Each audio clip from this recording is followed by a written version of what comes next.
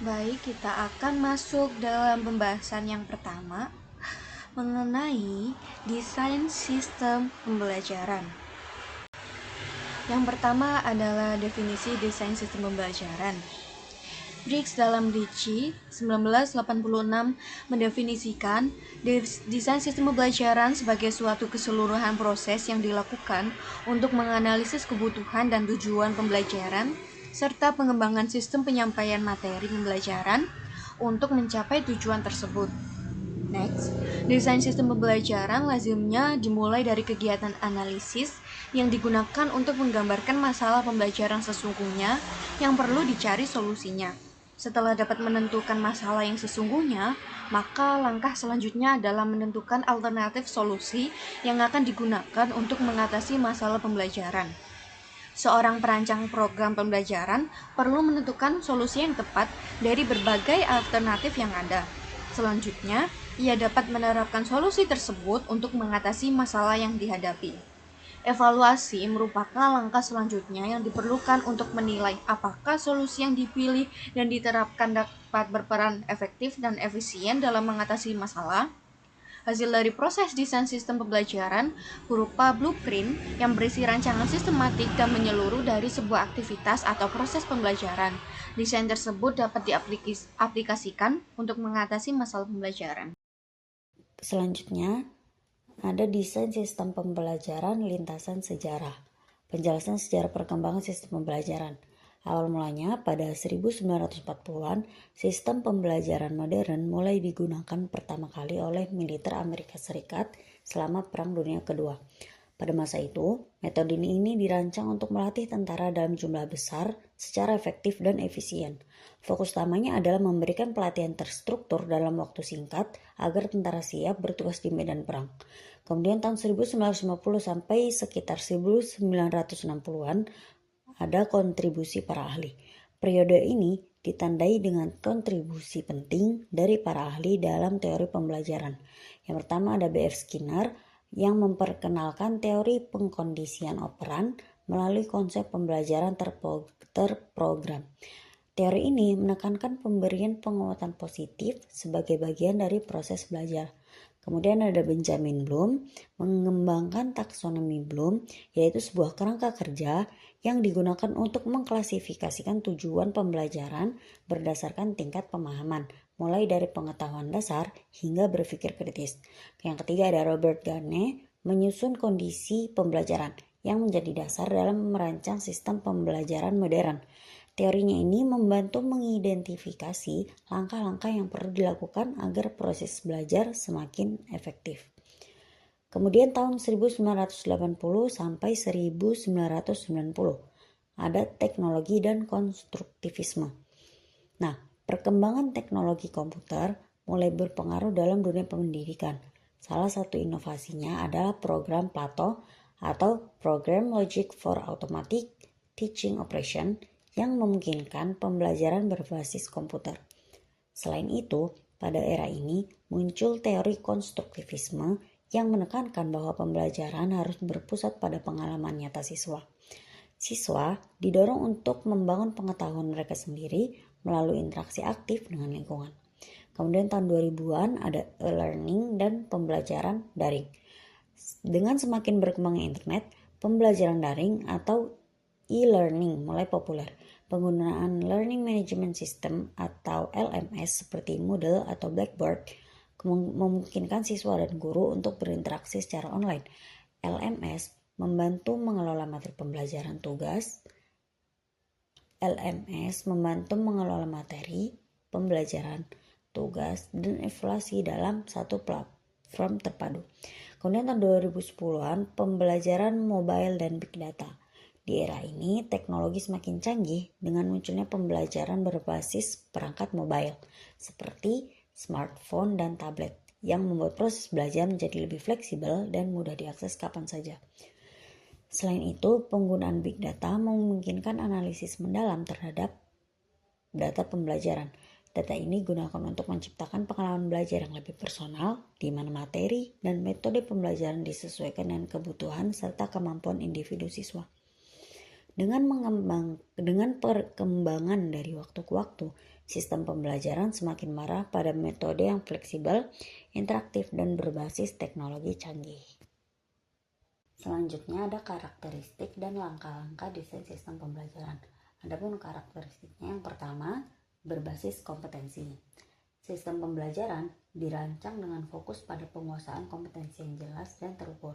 Artinya, setiap peserta didik diharapkan dapat mencapai keterampilan atau pengetahuan tertentu yang sesuai dengan tujuan pembelajaran yang telah ditetapkan. Yang kedua, ada kolaborasi dengan industri. Pembelajaran tidak hanya berfokus pada teori, tetapi juga melibatkan kolaborasi dengan industri. Hal ini bertujuan untuk memastikan bahwa materi dan keterampilan dipelajari sesuai dengan kebutuhan dunia kerja. Yang ketiga, fleksibel dan dinamis. Desain sistem pembelajaran bersifat fleksibel, artinya mudah disesuaikan dengan kebutuhan peserta didik, perkembangan teknologi, dan tuntutan industri. Kemudian bersifat dinamis, yaitu memungkinkan adanya inovasi dan menyesuaikan metode pembelajaran agar tetap relevan seiring dengan perkembangan zaman. Kemudian ada langkah-langkah desain sistem pembelajaran. Yang pertama, analisis kebutuhan. Proses ini melibatkan identifikasi kebutuhan belajar peserta didik, tujuan yang ingin dicapai, serta memahami kondisi lingkungan belajar. Hasil analisis ini menjadi dasar utama dalam merancang sistem pembelajaran. Yang kedua, merancang proses pembelajaran. Nah, pada proses ini ditentukan spesifikasi metode, strategi, dan media pembelajaran yang paling efektif dan efisien. Kemudian yang ketiga ada pengembangan materi. Berdasarkan analisis kebutuhan dan desain proses pembelajaran, langkah berikutnya adalah mengembangkan materi pembelajaran. Nah, bahan ajar yang disusun itu agar sesuai dengan tujuan kompetensi yang ditetapkan serta mendukung metode pembelajaran yang telah dirancang. Yang keempat, implementasi. Tahap ini itu menerapkan desain pembelajaran yang telah dikembangkan kepada peserta didik.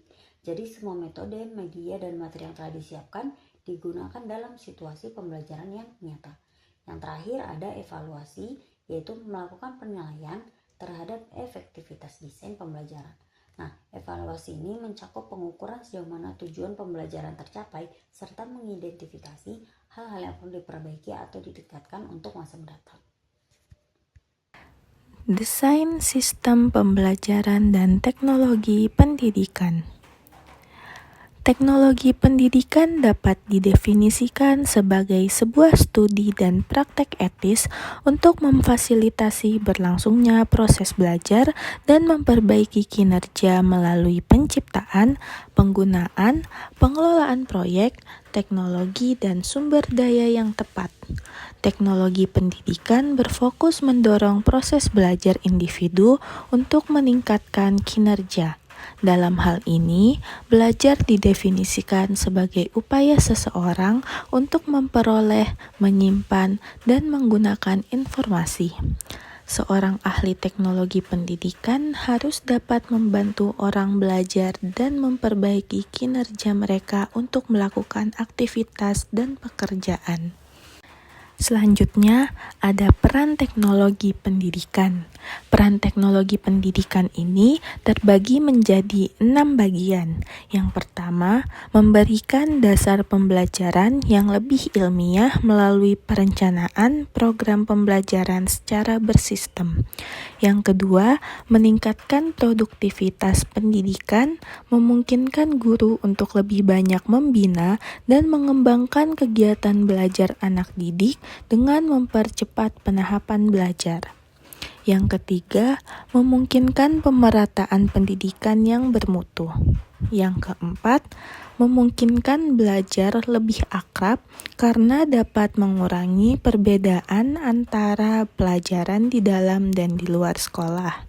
Yang kelima, meningkatkan kemampuan pembelajaran dengan memperluas jangkauan penyajian dan pesan dapat lebih konkret. Dan yang terakhir, memberikan kesempatan kepada siswa untuk berkembang sesuai dengan kemampuan individual mereka.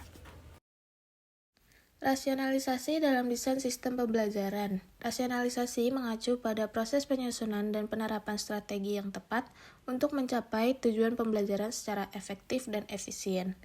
Beberapa alasan penting untuk melakukan rasionalisasi dalam desain sistem pembelajaran adalah: yang pertama, pencapaian tujuan pembelajaran yang optimal. Desain sistem pembelajaran dirancang untuk memastikan bahwa setiap komponen pembelajaran mulai dari materi, metode, hingga evaluasi dapat mendukung tercapainya tujuan secara optimal. Yang kedua, penyesuaian dengan kebutuhan siswa. Proses belajar melibatkan berbagai variabel seperti kemampuan siswa, kecepatan belajar, serta latar belakang pengetahuan. Yang ketiga, efisiensi sumber daya. Rasionalisasi juga berfokus pada pemanfaatan sumber daya baik waktu, tenaga pengajar, maupun teknologi dengan lebih efisien. Yang keempat, pengembangan berkelanjutan.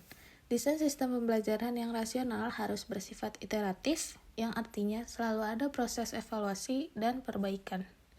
Yang kelima, peningkatan kualitas pembelajaran. Dengan mengadopsi pendekatan rasional dalam sistem pembelajaran, kualitas pengajaran dapat ditingkatkan. Asumsi dalam desain sistem pembelajaran. Asumsi dalam desain sistem pembelajaran menurut Gagne pada 2001, ada beberapa asumsi yang menjadi dasar penggunaan desain sistem pembelajaran, yaitu desain sistem pembelajaran bertujuan untuk mencapai hasil belajar yang optimal. Penerapan desain tersebut membantu siswa mencapai kompetensi dan tujuan pembelajaran. Belajar dipandang sebagai proses kompleks yang melibatkan berbagai variabel. John Carroll menyebutkan 5 variabel utama yang mempengaruhi efektivitas pembelajaran, yaitu yang pertama, keuletan siswa. Keuletan atau motivasi siswa sangat menentukan keberhasilan pembelajaran. Semakin siswa gigih dalam menghadapi tantangan belajar, semakin besar peluang mereka untuk berhasil. Yang kedua, waktu yang tersedia. Waktu yang dialokasikan untuk pembelajaran harus cukup untuk memungkinkan siswa memahami materi. Dalam praktiknya, waktu ini meliputi durasi pembelajaran di kelas, waktu belajar mandiri, dan kesempatan untuk mengulang materi. Ketiga, kualitas pembelajaran. Kualitas pembelajaran mencakup metode pengajaran, materi yang digunakan, serta keterampilan guru dalam menyampaikan materi. Kualitas yang tinggi membantu siswa memahami konsep dengan lebih mudah. Keempat, kecerdasan. Tingkat kecerdasan siswa mempengaruhi kecepatan dan cara mereka memahami informasi. Desain pembelajaran perlu mempertimbangkan variasi kemampuan kognitif siswa untuk memastikan inklusivitas. Dan yang kelima, kemampuan belajar siswa. Kemampuan belajar mencakup keterampilan siswa dalam memproses informasi seperti membaca, menulis, atau memecahkan masalah. Desain pembelajaran harus mendukung pengembangan kemampuan-kemampuan itu. Desain sistem pembelajaran dapat diterapkan di berbagai jenjang pendidikan dan untuk berbagai kebutuhan, yaitu yang pertama, mikro atau penerapan dalam pembelajaran sehari-hari, seperti kegiatan kelas yang dirancang untuk memenuhi tujuan pembelajaran spesifik. Contohnya penggunaan metode diskusi kelompok atau simulasi. Yang kedua, meso, perancangan mata pelajaran atau kurikulum untuk mencapai kompetensi tertentu, misalnya penyusunan silabus mata kuliah di perguruan tinggi. Yang ketiga, ada makro atau pengembangan sistem pendidikan secara keseluruhan, seperti kebijakan pendidikan nasional yang mendukung pendidikan berbasis teknologi. Proses desain sistem pembelajaran bersifat iteratif dan berkesinambungan, meliputi analisis, desain pengembangan, implementasi, dan evaluasi. Ini adalah serangkaian subproses yang saling terkait setiap jenis hasil belajar, memerlukan kondisi pembelajaran yang berbeda. Misalnya, belajar memecahkan masalah memerlukan keterlibatan siswa dengan isu yang relevan. Setiap bentuk dukungan belajar harus dirancang dengan spesifik. Dengan memahami asumsi-asumsi ini, desain sistem pembelajaran dapat dilaksanakan secara sistematis dan terarah untuk mencapai tujuan pembelajaran yang optimal. Selanjutnya, dasar-dasar desain sistem pembelajaran. Saya akan menjelaskan mengenai teori-teori dasar desain sistem pembelajaran. Yang pertama, ada teori sistem. Teori sistem sudah lama dimanfaatkan dan mampu memberikan kontribusi khusus terhadap pengembangan prosedur dan langkah-langkah yang ditempuh dalam melakukan desain sistem pembelajaran. Teori sistem pembelajaran sendiri memberikan pandangan bahwa pembelajaran adalah sebuah sistem dengan komponen-komponen yang memiliki keterkaitan untuk mencapai tujuan yang diinginkan. Lalu yang kedua ada teori komunikasi atau communication theory, yaitu teori komunikasi menyediakan model-model komunikasi yang dapat diadaptasi untuk mendeskripsikan berlangsungnya sebuah proses pembelajaran. Lalu yang ketiga ada teori belajar, yaitu teori belajar yang memiliki sifat sebagai penjelasan atau deskriptif, dapat dijadikan sebagai bahan rujukan atau referensi untuk memahami proses belajar yang lebih baik. Lalu ada teori pembelajaran. Teori pembelajaran atau instructional theory memberikan kontribusi berupa studi dan preskripsi tentang kondisi yang diperlukan untuk mendukung proses berlangsungnya pembelajaran. Teori pembelajaran juga berfokus pada kondisi-kondisi yang membuat proses pembelajaran dapat berlangsung lebih efisien dan optimal pada diri seseorang. Lalu selanjutnya ada prinsip dasar desain sistem pembelajaran. Yang pertama, analisis kebutuhan. Analisis kebutuhan melibatkan beberapa identifikasi pada kebutuhan pembelajaran, seperti tujuan pembelajaran, karakteristik peserta didik, dan evaluasi. Lalu yang kedua ada perancangan instruksional, yaitu mengacu pada pendekatan yang diambil saat mengembangkan sistem yang baru. Rancangan pada pembelajaran dirumuskan berdasarkan dari hasil kebutuhan dari pembelajaran tersebut. Lalu yang terakhir ada pemilihan metode pembelajaran. Pilihan metode pada pembelajaran menjadi hal yang harus sangat diperhatikan. Beberapa peserta didik memiliki karakteristik yang berbeda-beda. Lalu, bagaimana cara untuk memilih metode pembelajaran yang akan digunakan?